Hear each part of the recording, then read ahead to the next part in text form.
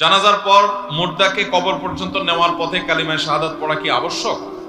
আমাদের দেশে বেশিরভাগ মানুষই লাশ কাঁধে করে যখন কবরের দিকে নিয়ে যায় খাটিয়া, তখন কালিমায়ে শাহাদাটা পাঠ করাটাকে আমরা এই সময়ের করণীয় আমল বা আবশ্যক মনে করি।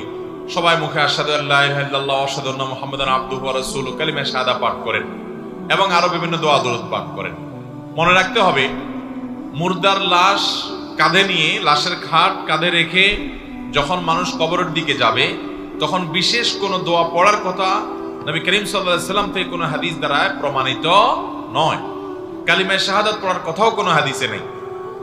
যদি কেউ পড়েন একান্ত এই জায়গা থেকে যে তিনি এই লাশটা নিয়ে যাচ্ছে কবরের দিকে, আল্লাহর কথা তার স্মরণ হয়েছে, তিনি তার ঈমানকে নবায়ন করার জন্য কালিমায়ে শাহাদা পাঠ করেছেন, এটা তো বিচ্ছিন্ন ব্যাপার, তার ব্যাপার।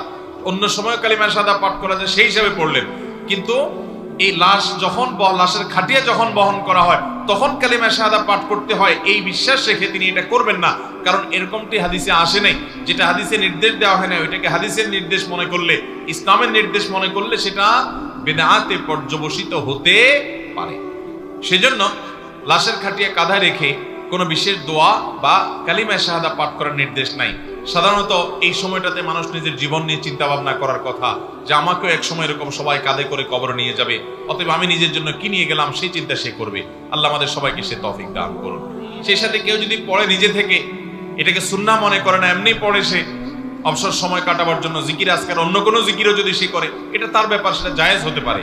কিন্তু কেউ যদি এটাকে খাটিয়া বহন করার আমল বা সুন্নাহ মনে করে, তাহলে সেটা ভুল হবে, কারণ এরকম কোনো নির্দেশ কোরআন হাদিসে নাই। ঠিক একইভাবে আমাদের দেশে আরেকটা সংস্কৃতি আছে, সেটা হলো লাশের খাটিয়া যারা কাঁধে করে কবরে নিয়ে যায়, তারা 40 কদম পরপর খাটিয়ার কাঁধ চেঞ্জ করে। আছে না নাই? তো এরকম কাঁধ চেঞ্জ করার কোনো দরকার না। আপনার কাঁধে যদি ব্যথা হয় তাহলে 40 কদম কেন, 10 কদম করো, আপনি পাল্টান, 5 কদম করো, পাল্টান, সেটা আপনার ব্যাপার।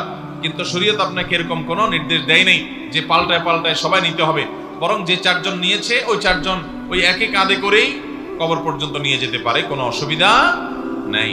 তবে এটা আমাদের জেনে রাখতে হবে, মানুষের জানাজা পড়ার পর, কোনো মুসলমানের জানাজা পড়ার পর তার লাশ যখন কবরে নেওয়া হয়, জানাজা পড়াটা যেরকম সওয়াবের কাজ, জানাজা পড়ার কারণে যেরকম উহুদ পরিমাণ সওয়াব আল্লাহ তাআলা দান করবেন, ঠিক একইভাবে জানাজা পড়ার পর লাশ যখন কবরে নেওয়া হয়, লাশের পেছনে পেছনে যদি হাঁটতে হাঁটতে আপনি কবরে যান, লাশ দাফন হওয়া পর্যন্ত অপেক্ষা করেন, তাহলে আল্লাহ তাআলা জানাজা পড়ার কারণে যত সওয়াব দিয়েছেন, উহুদ পড়ার সমান সওয়াব, ওই রকম সওয়াব আল্লাহ তাআলা জানাজা পড়ার পর কবরে লাশের পেছনে পেছনে গেলেও আল্লাহ তাআলা দান করবেন। কথা কি বুঝাতে পারছি? এজন্য লাশের পেছনে পেছনে আমরা হাঁটবো তো ইনশাআল্লাহ।